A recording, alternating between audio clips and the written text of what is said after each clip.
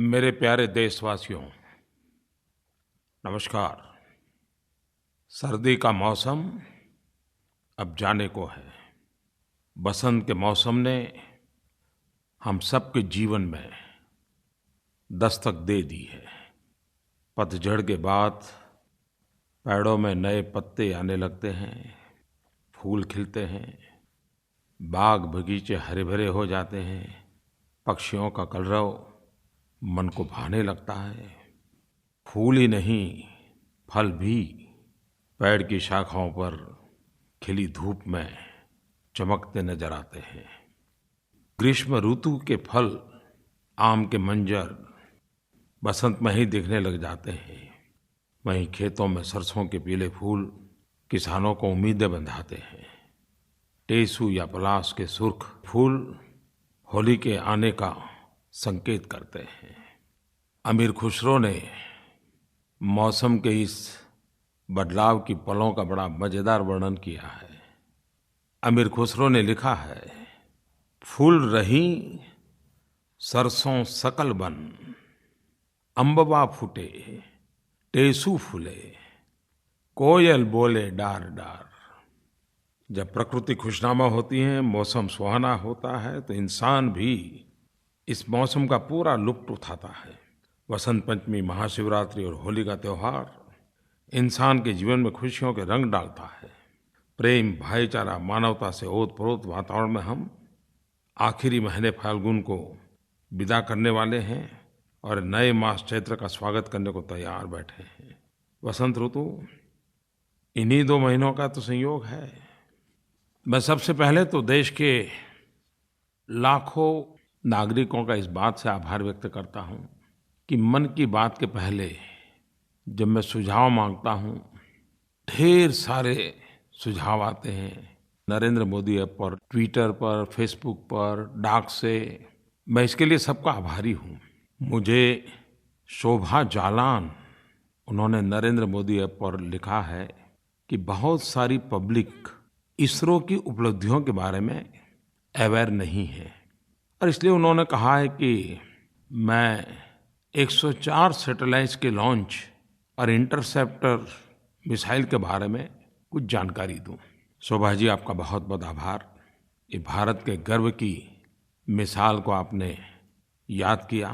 चाहे गरीबी से निपटना हो, बीमारियों से बचना हो, दुनिया से जुड़ना हो, ज्ञान जानकारियाँ पहुँचाना हो, टेक्नोलॉजी ने, विज्ञान ने अपनी जगह दर्ज करा दी है। 15 फरवरी 2017 भारत के जीवन में गौरवपूर्ण दिवस है। हमारे वैज्ञानिकों ने विश्व के सामने भारत का सर गर्व से ऊंचा किया है। और हम सब जानते हैं कि इसरो ने कुछ वर्षों में कई अभूतपूर्व मिशन को सफलतापूर्वक पूर्ण किए हैं। मंगल ग्रह पर मार्स मिशन, मंगलयान भेजने की कामयाबी के बाद अभी पिछले दिनों इसरो ने अंतरिक्ष के क्षेत्र में एक विश्व रिकॉर्ड बनाया। इसरो ने मेगा मिशन के जरिए एक साथ विभिन्न देशों, जिसमें America, Israel, Kazakhstan, Netherlands, Switzerland, UAE और भारत भी, 104 सैटेलाइट्स अंतरिक्ष में सफलतापूर्वक लॉन्च किए। एक साथ 104 सैटेलाइट्स को अंतरिक्ष में भेजकर इतिहास रचने वाला भारत दुनिया का पहला देश बन गया। और ये भी खुशी की बात है कि यह लगातार 38वां पीएसएलवी का सफल लॉन्च है। यह न केवल इसरो के लिए बल्कि पूरे भारत के लिए एक ऐतिहासिक उपलब्धि है।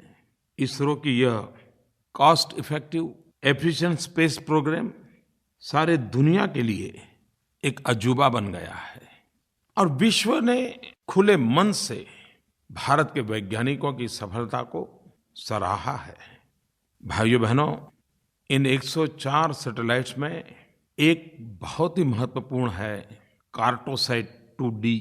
ये भारत का सैटेलाइट है और इसके माध्यम से खींची हुई तस्वीरों, संसाधनों की मैपिंग, इंफ्रास्ट्रक्चर, विकास का आकलन, अर्बन डेवलपमेंट के प्लानिंग के लिए उसकी बहुत मदद मिलेगी। खास करके मेरे किसान भाई बहनों को देश में जो सभी जल स्रोत है, वो कितना है, उसका उपयोग कैसे हो सकता है, क्या-क्या ध्यान रखना चाहिए, इन सारे विषयों पर ये हमारा नया सैटेलाइट कार्टोसैट 2D बहुत मदद करेगा। हमारी सैटेलाइट ने जाते ही कुछ तस्वीरें भेजी हैं, उसने अपना काम शुरू कर दिया है। हमारे लिए ये भी एक खुशी बात है कि इस सारे अभियान का नेतृत्व हमारे युवा वैज्ञानिक, हमारी महिला वैज्ञानिक, उन्होंने किया है। युवाओं और महिलाओं की इतनी ज़बरदस्त भागीदारी इसरो की सफलता में एक बड़ा गौरवपूर्ण पहलू है।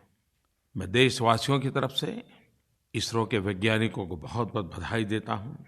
आम जनता के लिए, राष्ट्र की सेवा के लिए अंतरिक्ष विज्ञान को लाने के अपने ऑब्जेक्टिव को वे सदैव बना रखा है और नित नए-नए कीर्तिमान भी वो रचते जा रहे हैं। हमारे इन वैज्ञानिकों को, उनकी पूरी टीम को हम जितनी बधाइयाँ दें, उतनी कम है। शोभा जी ने एक और भी सवाल पूछा है और वो है भारत की सुरक्षा के संबंध में।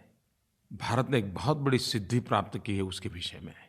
इस बात की ज़्यादा अभी चर्चा नहीं हुई है, लेकिन शोभा जी का ध्यान गया इस महत्वपूर्ण बात पर। भारत ने रक्षा के क्षेत्र में भी बैलिस्टिक इंटरसेप्टर मिसाइल का सफल परीक्षण किया है। इंटरसेप्शन टेक्नोलॉजी वाले इस मिसाइल ने अपने ट्रायल के दौरान जमीन से करीब-करीब 100 किलोमीटर की ऊंचाई पर दुश्मन की मिसाइल को ढेर करके सफलता अंकित कर दी। सुरक्षा के क्षेत्र में ये बहुत ही महत्वपूर्ण सिद्धि है और आपको जानकर के खुशी होगी, दुनिया के मुश्किल से 4 या 5 ही देश हैं कि जिन्हें ये महारत हासिल है।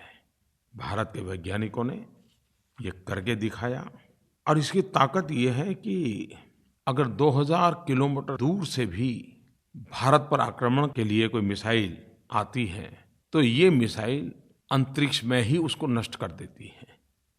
जब नई टेक्नोलॉजी देखते हैं, कोई नई वैज्ञानिक सिद्धि होती है, तो हम लोगों को आनंद होता है। और मानव जीवन की विकास यात्रा में जिज्ञासा ने बहुत अहम भूमिका निभाई है। और जो विशिष्ट बुद्धि प्रतिभा रखते हैं, वो जिज्ञासा को जिज्ञासा के रूप में ही रहने नहीं देते हैं। वो उसके भीतर भी सवाल खड़े करते हैं, नई जिज्ञासाएं खोजते हैं, नई जिज्ञासाएं पैदा करते हैं और वही जिज्ञासा नई खोज का कारण बन जाता है। वे तब तक चैन से बैठते नहीं जब तक उसका उत्तर न मिले। और हजारों साल का मानव जीवन की विकास यात्रा का अगर हम अवलोकन करें, तो हम कह सकते हैं कि मानव जीवन की इस विकास यात्रा का कहीं पूर्ण विराम नहीं है। पूर्ण विराम असंभव है। ब्रह्मांड को, सृष्टि के नियमों को, मानवी के मन को जानने के प्रयास निरंतर चलता रहता है। नया विज्ञान, नई टेक्नोलॉजी उसी में से पैदा होती है और हर टेक्नोलॉजी, हर नया विज्ञान का रूप एक नए युग को जन्म देता है। मेरे प्यारे नौजवानों, जब हम विज्ञान और वैज्ञानिकों के कठिन परिश्रम की बात करते हैं, तो कई बार मैंने मन की बात में इस बात को कहा है कि हमारे युवा पीढ़ी का विज्ञान के प्रति आकर्षण बढ़ना चाहिए। देश को बहुत सारे वैज्ञानिकों की ज़रूरत है। आज का वैज्ञानिक आने वाले युगों में, आने वाली पीढ़ियों के जीवन में एक स्थायी बदलाव का कारण बनता है। महात्मा गांधी कहा करते थे, no science has dropped from the skies in a perfect form, all sciences develop and are build up through experience.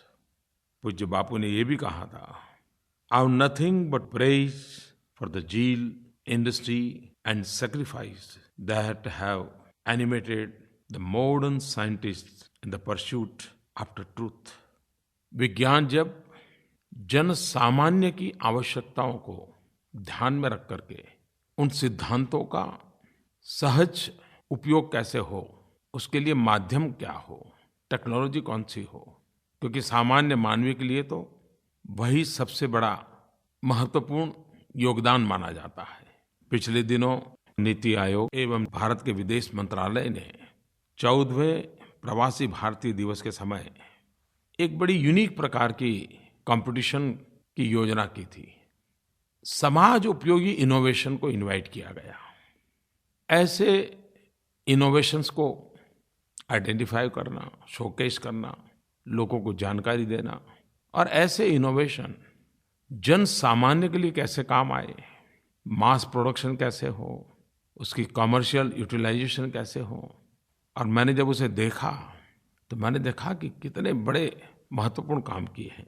जब से एक इनोवेशन मैंने देखा जो हमारे गरीब मछुआरे भाइयों के लिए बनाया गया है। एक सामान्य मोबाइल ऐप बनाई है, लेकिन उसकी ताकत इतनी है कि मछुआरा फिशिंग के लिए जब जाता है तो कहाँ जाना, सबसे ज़्यादा फिश जोन अच्छा कहाँ पर है, हवा की दिशा क्या है, स्पीड क्या है, लहरों की ऊंचाई कितनी है, यानी एक मोबाइल ऐप पर सारी जानकारियाँ उपलब्ध। और इससे हमारे मछुआरे भाई बहुत ही कम समय में जहाँ अधिक मछलियाँ हैं वहाँ पहुँच करके अपना अर्थ उपार्जन कर सकते हैं। कभी-कभी समस्या भी समाधान के लिए विज्ञान की महत्ता को प्रदर्शित करता है। मुंबई के अंदर 2005 में बहुत बारिश हुई, फ्लड आया, समंदर में भी भरती आ गई और बहुत परेशानियाँ हुई। और जब कोई भी प्राकृतिक संकट आता है तो सबसे पहले संकट गरीब को आता है। दो लोगों ने बड़े मन से इसमें काम किया और उन्होंने एक ऐसे मकान की रचना को विकसित किया जो ऐसे संकट से घर को बचाता है, घर में रहने वालों को बचाता है, जल भराव से भी बचाता है, वाटर बॉर्न डिसीज से भी बचा सकता है। खैर बहुत सारे इनोवेशंस थे। कहने का तात्पर्य ये है कि समाज में, देश में इस प्रकार की भूमिका के लोग बहुत होते हैं। और हमारा समाज भी तो टेक्नोलॉजी ड्रिवन होता जा रहा है, व्यवस्थाएं टेक्नोलॉजी ड्रिवन होती जा रही है। एक प्रकार से टेक्नोलॉजी हमारे जीवन का अभिन्न अंग बन रहा है। पिछले दिनों डिजिधन पर बड़ा बल दिखाई दे रहा है। धीरे धीरे लोग नगद से निकल करके डिजिटल करेंसी की तरफ आगे बढ़ रहे हैं। भारत में भी डिजिटल ट्रांजैक्शन बहुत तेजी से बढ़ रहा है। खास करके युवा पीढ़ी अपने मोबाइल फ़ोन से ही डिजिटल पेमेंट की आदी बनती जा रही है। ये शुभ संकेत मानता हूँ मैं। हमारे देश में पिछले दिनों लकी ग्राहक योजना, डिजिधन व्यापारी योजना, उसको भारी समर्थन मिला है। करीब-करीब 2 महीने हो गए हैं। प्रतिदिन 15,000 लोगों को 1,000 रुपये का इनाम मिलता है। और इन दोनों स्कीमों के ज़रिए भारत में डिजिटल भुगतान को एक जन आंदोलन बनाने की पहल पूरे देश में उसका स्वागत हुआ है। और ये खुशी की बात है कि अब तक डिजिटल योजना के तहत 10 लाख लोगों को तो इनाम मिल चुका है। 50,000 से ज़्यादा व्यापारियों को इनाम मिल चुका है। और करीब-करीब 150 करोड़ से भी ज़्यादा रकम इस इनाम में इस महान अभियान को आगे बढ़ाने वाले लोगों को मिला है। इस योजना के तहत 100 से ज़्यादा ग्राहक ये हैं जिनको 1-1 लाख रुपए का इनाम मिला है। 4,000 से ज़्यादा व्यापारी वो हैं जिनको 50-50 हज़ार रुपये के इनाम मिले हैं। किसान हो, व्यापारी हो, छोटे उद्यमी हो, पेशेवर हो, घरेलू महिलाएं हो, विद्यार्थी हो, हर कोई इसमें बढ़-चढ़ करके हिस्सा ले रहा है, उनको लाभ भी मिल रहा है। जब मैंने उसका एनालिसिस पूछा कि भाई देखिए सिर्फ नौजवान ही आते हैं कि बड़ी आयु के लोग भी आते हैं, तो मुझे खुशी हुई कि इनाम प्राप्त करने वालों में 15 साल के युवा भी हैं तो 65-70 साल के बुजुर्ग भी हैं। मैसूर से श्रीमान संतोष जी ने हर्ष जताते हुए नरेंद्र मोदी ऐप पर लिखा है कि उन्हें लकी ग्राहक योजना के तहत 1,000 रुपये का रिवॉर्ड मिला। लेकिन सबसे बड़ी बात जो उन्होंने लिखी है, जो मुझे लगता है कि मुझे शेयर करना चाहिए, उन्होंने कहा कि मुझे 1,000 रुपये का ये रिवॉर्ड मिला और उसी समय मेरे ध्यान में आया कि एक गरीब वृद्ध महिला का घर में आग लग गई थी, सामान जल गया था। तो मुझे लगा कि ये जो मुझे इनाम मिला है शायद इसका हक इस गरीब वृद्ध माँ का है, तो मैंने 1,000 रुपया उसी को दे दिए। मुझे इतना संतोष मिला। संतोष जी, आपका नाम और आपका काम हम सबको संतोष दे रहा है। आपने एक बहुत बड़ा प्रेरक काम किया। दिल्ली के 22 वर्षीय कार चालक भाई सबीर, अब वो अपने कामकाज में नोटबंदी के बाद डिजिटल कारोबार से जुड़ गए और सरकार की जो लकी ग्राहक योजना थी, उनमें वो 1 लाख रुपए का इनाम मिल गया। अब आज वो कार चलाते हैं, लेकिन एक प्रकार से इस योजना के एम्बेसडर बन गए हैं।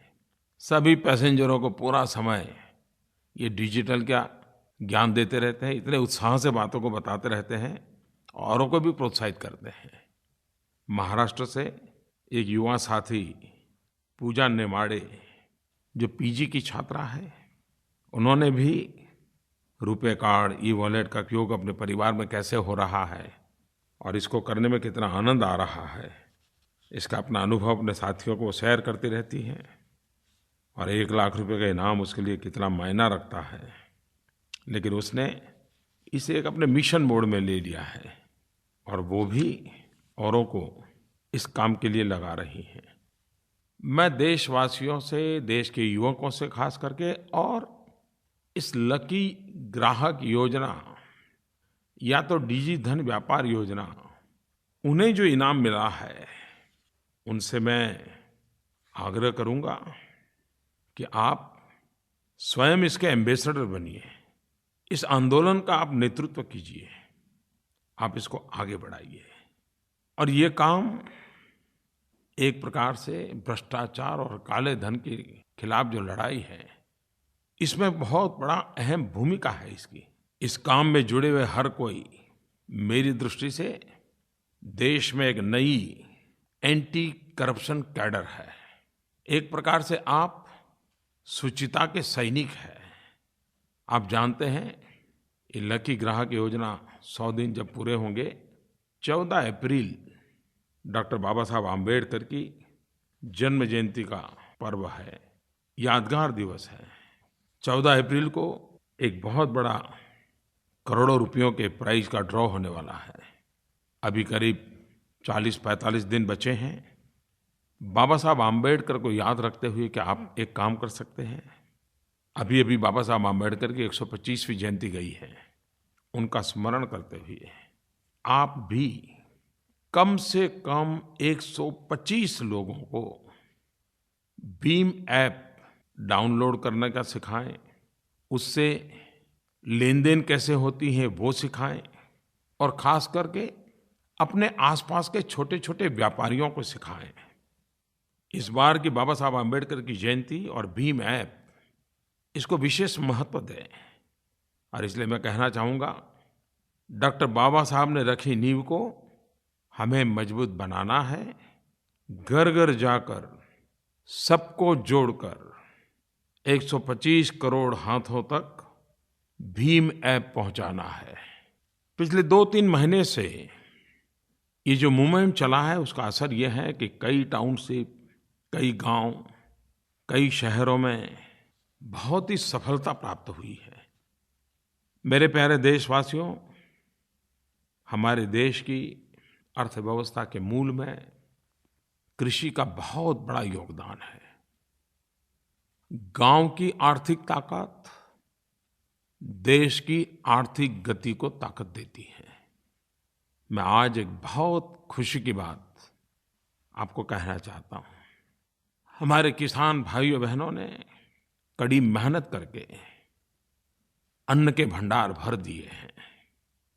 हमारे देश में किसानों के परिश्रम से इस वर्ष रिकॉर्ड अन्न उत्पादन हुआ है। सारे संकेत यही कह रहे हैं कि हमारे किसानों ने पुराने सारे रिकॉर्ड तोड़ दिए हैं। खेतों में इस बार फसल ऐसी लहराई है, हर रोज लगने लगा जैसे पोंगल और बैसाखी आज ही मनाई है। इस वर्ष देश में लगभग 2700 लाख टन से भी ज्यादा खाद्यान्न का उत्पादन हुआ है। हमारे किसानों के नाम जो आखिरी रिकॉर्ड अंकित हुआ था, उससे भी ये 8% ज्यादा है। तो ये अपने आप में अभूतपूर्व सिद्धि है। मैं विशेष रूप से देश के किसानों का धन्यवाद करना चाहता हूँ। किसानों का धन्यवाद इसलिए भी करना चाहता हूँ कि वे परंपरागत फसलों के साथ साथ देश के गरीब को ध्यान में रखते हुए अलग-अलग दालों की भी खेती करें, क्योंकि दाल से ही सबसे ज़्यादा प्रोटीन गरीब को प्राप्त होता है। मुझे खुशी है कि मेरे देश के किसानों ने गरीबों की आवाज़ सुनी और करीब-करीब 290 लाख हेक्टेयर धरती पे भिन्न-भिन्न दालों की खेती की। ये सिर्फ दाल का उत्पादन नहीं है, किसानों के द्वारा हुई मेरे देश के गरीबों की सबसे बड़ी सेवा है। मेरी एक प्रार्थना को, मेरी एक विनती को मेरे देश के किसानों ने जिस प्रकार से सर आँखों पर बिठा करके मेहनत की और दालों का रिकॉर्ड उत्पादन किया, इसके लिए मेरे किसान भाई-बहन विशेष धन्यवाद के अधिकारी हैं। मेरे प्यारे देशवासियों, ये हमारे देश में सरकार के द्वारा, समाज के द्वारा, संस्थाओं के द्वारा, संगठनों के द्वारा, हर किसी के द्वारा स्वच्छता के दिशा में कुछ न कुछ चलता ही रहता है। एक प्रकार से हर कोई किसी न किसी रूप में स्वच्छता के संबंध में जागरूक व्यवहार करता नजर आ रहा है। सरकार निरंतर प्रयास कर रही है। पिछले दिनों वाटर एंड सैनिटेशन का जो हमारा भारत सरकार का मंत्रालय है, पेयजल एवं स्वच्छता मंत्रालय, हमारे सचिव के नेतृत्व में 23 राज्य सरकारों के वरिष्ठ अधिकारियों का एक कार्यक्रम तेलंगाना में हुआ और तेलंगाना राज्य के वारंगल में सिर्फ बंद कमरे में सेमिनार नहीं, प्रत्यक्ष स्वच्छता के काम का महत्व क्या है उसको प्रयोग करके करना। 17-18 फरवरी को हैदराबाद में टॉयलेट पीट एम्प्टिंग एक्सरसाइज का आयोजन किया। 6 घर के टॉयलेट पिट्स खाली करके उसकी सफाई की गई और अधिकारियों ने स्वयं ने दिखाया कि ट्विन पिट टॉयलेट के उपयोग हो चुके गड्ढों को उसे खाली कर पुनः प्रयोग में लाया जा सकता है। उन्होंने यह भी दिखाया कि यह नई टेक्निक के शौचालय कितने सुविधाजनक हैं और इन्हें खाली करने में सफाई को लेकर के कोई असुविधा महसूस नहीं होती है, कोई संकोच नहीं होता है, जो साइकोलॉजिकल बैरियर होता है वो भी आड़े नहीं आता है। और हम भी और सामान्य सफाई करते हैं वैसे ही एक टॉयलेट के गड्ढे साफ कर सकते हैं। और इस प्रयास का परिणाम हुआ, देश के मीडिया ने इसको बहुत प्रचारित भी किया, उसको महत्व भी दिया। और स्वाभाविक है, जब एक आईएएस अफसर खुद टॉयलेट के गड्ढे को सफाई करता हो तो देश का ध्यान जाना बहुत स्वाभाविक है। और ये जो टॉयलेट पीट की सफाई है और उसमें से जो जिसे हम कूड़ा कचरा मानते हैं, लेकिन खाद की दृष्टि से देखें तो एक प्रकार से ये काला सोना होता है। वेस्ट से वेल्थ क्या होती है ये हम देख सकते हैं और ये सिद्ध हो चुका है। 6 सदस्यीय परिवार के लिए एक स्टैंडर्ड ट्विन पिट टॉयलेट, ये मॉडल लगभग 5 वर्ष में भर जाता है। इसके बाद कचरे को आसानी से दूर कर दूसरे पिट में रीडायरेक्ट किया जा सकता है। 6-12 महीनों में पिट में जमा कचरा पूरी तरह से डिकम्पोज हो जाता है।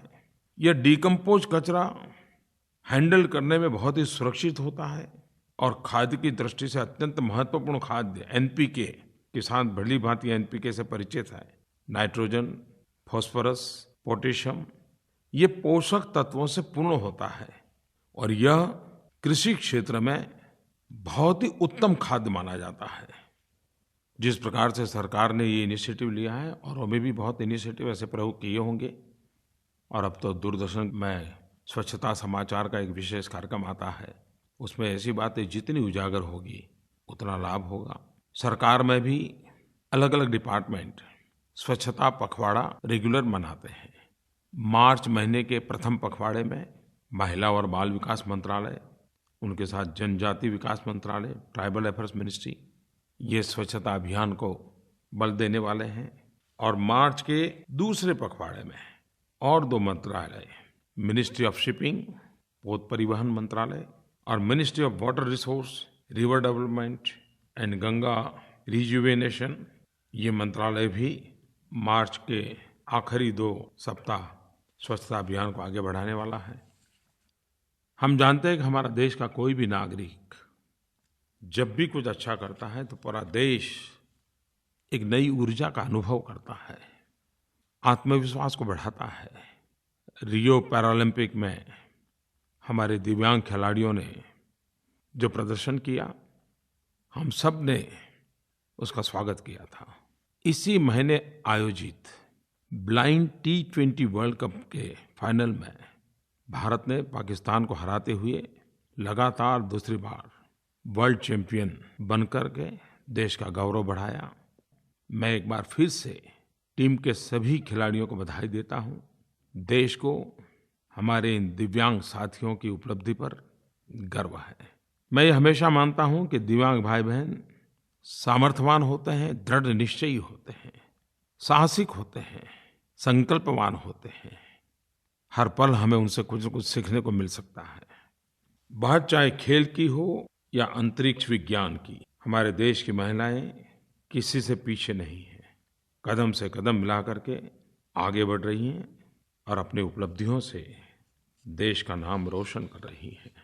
पिछले कुछ दिनों में एशियाई रग्बी सेवन्स ट्रॉफी हमारी महिला खिलाड़ियों ने सिल्वर मेडल जीता।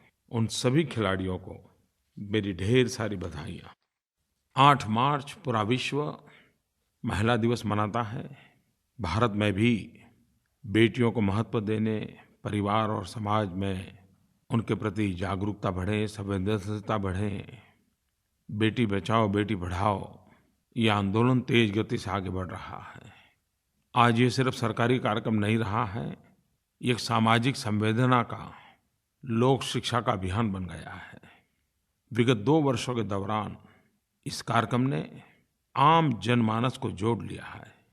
देश के प्रत्येक कोने में इस ज्वलंत मुद्दे पर लोगों को सोचने पर मजबूर किया है और बरसों से चली आ रही पुराने रीति रिवाजों के प्रति लोगों की सोच में बदलाव लाया है।